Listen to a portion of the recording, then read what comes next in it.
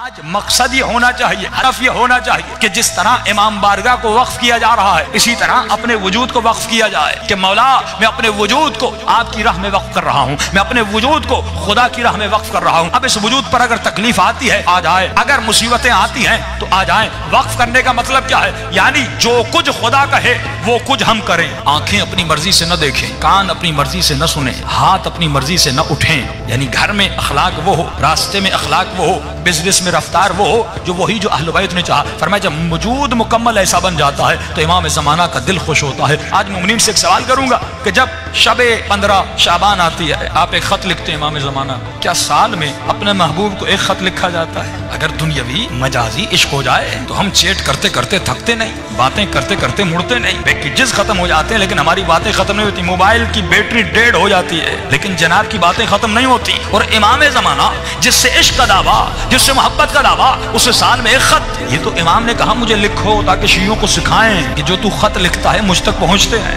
امام تو ہماری باتوں کو سن رہے ہیں لیکن مولا نے یہ کیوں کہا کہ مجھے خط لکھو؟ اس کا مطلب مولا اپنے چاہنے والوں کو ٹرینڈ کروانا چاہ رہے تھے، کیونکہ خط لکھنے سے پہلے زمانے میں جب مولا نے کہا تھا وہاں پر صرف خط کا ذریعہ تھا، ای میل تو نہیں تھا، فون تو نہیں تھی۔ اس وقت تنہا ذریعہ ارتباط جو انسان آپ سے دور ہوتا ہے آپ اسے خط لکھتے ہیں، اس کی ایڈریس پر خط بھیجتے ہیں۔ تو مولا نے کہا مجھے خط لکھو تاکہ پہلی بات تو تجھے یقین ہو جائے تیرا کوئی مولا ہے جو تمہارے خطوط کو پڑھتا ہے، جو تمہارے خط کو دیکھتا ہے، تاکہ یقین ہو فزیکلی ایک ارتباط ہو تمہارا امام زمانہ کے ساتھ۔ کیونکہ آپ کبھی ایسے انسان کو خط نہیں لکھتے جس کا وجود ہی نہ ہو، جو مر چکا ہو اس کو کبھی خط نہیں لکھا جاتا۔ خط اسے لکھا جاتا ہے جو زندہ ہو، خط اسے لکھا جاتا ہے جو آپ کا خط پڑھے۔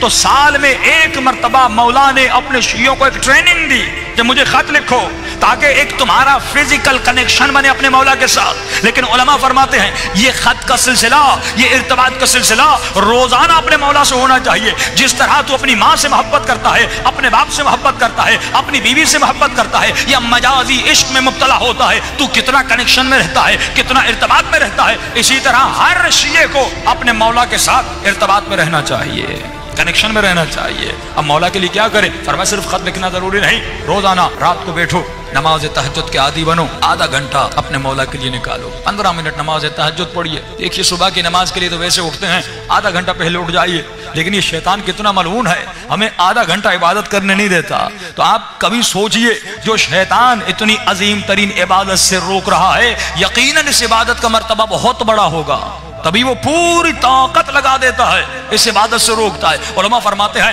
کہ اگر یہ قرآن کی آیتیں یا رات کو دعا کر کے سو جاؤ یا کوئی الارم رکھ کے سو جاؤ پھر آپ کو محسوس ہوگا یہ معلوم مجھے کتنا روکتا ہے۔ فرمایا صرف 40 دن نماز شب پڑھو اور صرف 40 دن امام زمانہ کے باتیں کرو، 15 منٹ مولا سے کلام کرو، یا اگر خط لکھنا ہے خط لکھو، پھر درخت دریا میں جا کر پھینک کر، لیکن خط لکھنے کی بھی ضرورت نہیں، روزانہ 15 منٹ باتیں کرو، محبت بھری باتیں کرو۔ اگر تکلیف ہے تو امام سے شیئر کرو، اگر مصیبت ہے تو اپنے مولا سے شیئر کرو۔ جب وہ مولا کہہ رہے ہیں میں تمہارا باپ بھی ہوں، میں تمہارا بھائی بھی ہوں، میں تمہارا دوست بھی ہوں، میں تمہارا رفیق بھی ہوں، یعنی ہر رشتہ امام زمانہ کے ساتھ ہونا چاہیے۔ لیکن ہم نے مولا کو صرف ایک محفل بنا دیا کہ سال میں ایک فنکشن کرنا ہے 15 شعبان کا، اور ایک دعائے کمیل پڑھنی ہے اور جمع ہونا ہے، خط لکھنے ہیں، مولا شادی نہیں ہو رہی، مولا پیسہ نہیں، مولا جاب نہیں ہو رہی۔ اور یہ مومنین جب کربلا بھی جاتے ہیں یہی دعائیں کرتے ہیں۔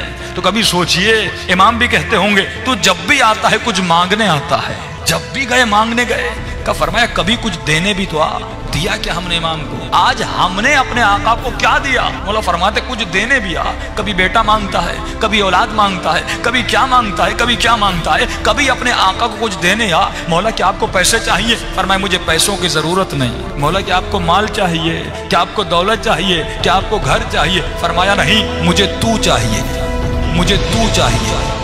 آپ کا وجود چاہیے امام کو، یہ وجود چاہیے امام کو، یہ ہاتھ چاہیے، یہ آنکھیں چاہیے، یہ ذہن چاہیے، یہ زبان چاہیے، یہ کان چاہیے۔ فرمایا مجھے تمہارا وجود چاہیے، بس جو میں کہوں تو کرے، جس سے میں روکوں تو رک جائے۔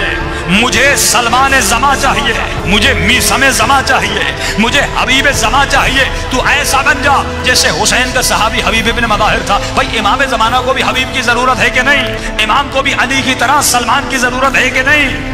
مولا کو بھی علی کی طرح میں سمیت تمار کی ضرورت ہے کہ نہیں؟ کم از کم علی کا غلام قمبر بن کے دکھائے. کیا مولا کو کسی قمبر کی ضرورت نہیں؟ کا ضرورت ہے. لیکن وہ غریب امام زمانہ فرماتے ہیں آج 1000 سال گزر گئے، فرمایا تکو تنہا اس زمانے میں جی رہے ہیں. امام کو اصحاب کی بہت ضرورت ہے. اسی لیے امام نے ایک عدد بتایا کہ جب تک 313 کا عدد مکمل نہیں ہوتا تب تک میرا ظہور نہیں ہوتا. اس بات سے ثابت ہوتا ہے آج اگر 400 ملین پوری دنیا میں ہے لیکن 313 ابھی تک نہیں ہے، کیونکہ دین قربانی مانگتا ہے.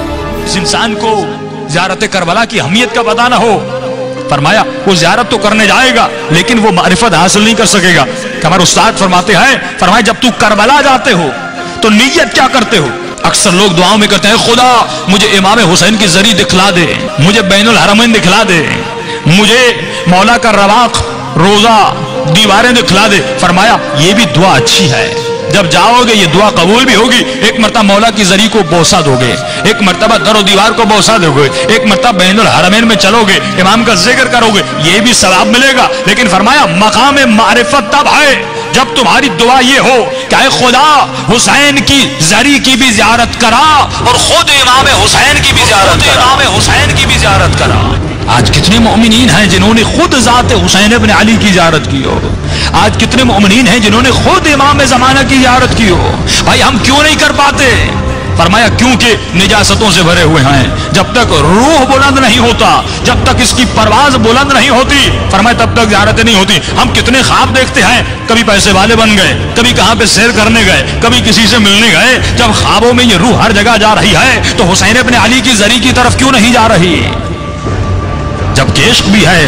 پچھلے سال میں ایک مثال دی تھی نا، اگر کوئی بچہ کراچی سے آسٹریلیا چلا جائے پڑھنے کے لیے اور 1 سال گزر جائے، اپنے والدین کو فون نہ کرے، ای میل نہ کرے، کوئی میسج نہ دے، 1 سال کے بعد واپس آئے اور اپنی ماں کو کوئی اماں میں آپ سے بڑی محبت کرتا ہوں، بابا مجھے آپ سے بڑا پیار ہے، تو باپ کہے گا تو جھوٹ بول رہا ہے. اگر اتنی محبت تھی تو نے کوئی SMS نہیں کیا، تو نے کوئی ای میل نہیں کیا، پورا سال گزر گیا تو نے مجھے ایک فون تک نہیں کیا، تو جھوٹ بول رہا ہے. محبت کا تقاضا ہے کہ ارتباط ہونا چاہیے، محبت کا تقاضا ہے کہ رابطہ ہونا چاہیے، محبت کا تقاضا ہے کہ دیدار کا تقاضا ہو کہ جس سے انسان محبت کرتا ہے اس سے بات کرنا چاہتا ہے، اسے دیکھنا چاہتا ہے، اسے گلے لگانا چاہتا ہے. فرمایا یہ محبت کا تقاضا ہے. تو یہ کیسا شیعہ ہے کہ 60 سال گزر گئے لیکن ابھی تک اپنے مولا کو نہیں دیکھا؟ یہ کیسا شیعہ ہے کہ 25 سال زندگی گزر گئی لیکن ابھی تک اپنے امام زمانہ کے چہرے کو نہیں دیکھا؟ ہم دنیاوی محبت جس سے کرتے ہیں، کتنے SMS کرتے ہیں، لیکن وہی مولا، وہی آقا جو پردے غیب میں ہے، ہم نے کتنا رابطہ اپنے مولا کے ساتھ محکم کیا،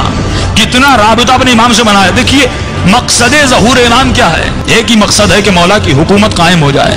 یہی مقصد ہے نا کہ دنیا میں حکومت مہدوی قائم ہو جائے اور ہم مولا کو اس حکومت کے قائم کرنے میں مدد کریں. کہ دعا کرتے خدا ہم امام کے آوان اور انصار میں شریک فرما. انصار یعنی مدد کرنے والا. تو انتظار کا مقصد یہ ہے کہ ہم کسی بس اسٹاپ پر بیٹھ جائیں اور انتظار کریں بس کب آتی ہے. فرمایا امام کا انتظار ایسے نہیں کرنا کہ مومن ہاتھ پہ ہاتھ رکھ کے بیٹھ جائے امام کب آتے ہیں. فرمایا نہیں. اب جملہ سنیے گا. فرمایا حکومت امام کے قائم ہونے سے پہلے تو خود ایک حکومت قائم کر، تو خود ایک حکومت قائم کر. آپ خود ایک حکومت قائم کریے. پھر آپ سوال کریں قبلہ میں نہ صدر ہوں، نہ وزیر اعظم ہوں، نہ فوج کا جنرل ہوں، میں حکومت بناؤں تو کیسے بناؤں؟ تو کہا ٹھیک ہے، حکومت وہی بنا سکتا ہے جس کے پاس اختیار ہو. جتنا اختیار اتنی حکومت. صدر کے اپنے اختیارات ہیں، MP MNS کے اپنے اختیارات ہیں، ناظم کے اپنے اختیارات ہیں. فرمایا تمہارا اختیار جہاں تک ہے وہاں تک امام زمانہ کی حکومت بنا. اگر گھر میں اختیار ہے تو اپنے گھر میں امام کی حکومت قائم کر. اگر بیٹے کا اختیار ہے تو بیٹے پہ حکومت قائم کر.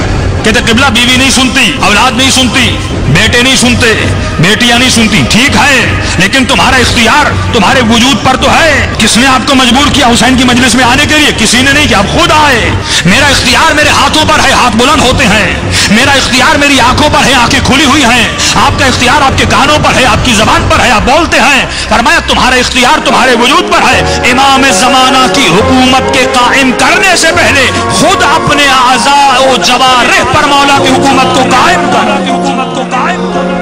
آج مسئلہ یہ ہے کہ میری آنکھوں پر مولا کی حکومت نہیں، میرے ہاتھوں پر مولا کی حکومت نہیں. नौजवानों के जहनों पर मौला की हुकूमत नहीं, हमारे कदमों पर मौला की हुकूमत नहीं, तो फिर इस मजलिस का कोई फायदा नहीं। कि इमाम फरमाते हैं हम हर मजलिस में आते हैं लेकिन हर मजलिस से राजी नहीं होते। फरमाया मौला किस मजलिस से राजी होते हैं? फरमाया जिस मजलिस में मोमिन आए और जब रात को घर जाए तो अपने वजूद के अंदर किसी तब्दीली का एहसास होता है, किसी तब्दीली का एहसास होता है, किसी तब्दीली का एहसास, तो अपने वजूद के अंदर किसी तब्दीली का एहसास होता है, किसी तब्दीली का एहसास होता है, किसी तब्दीली का एहसास।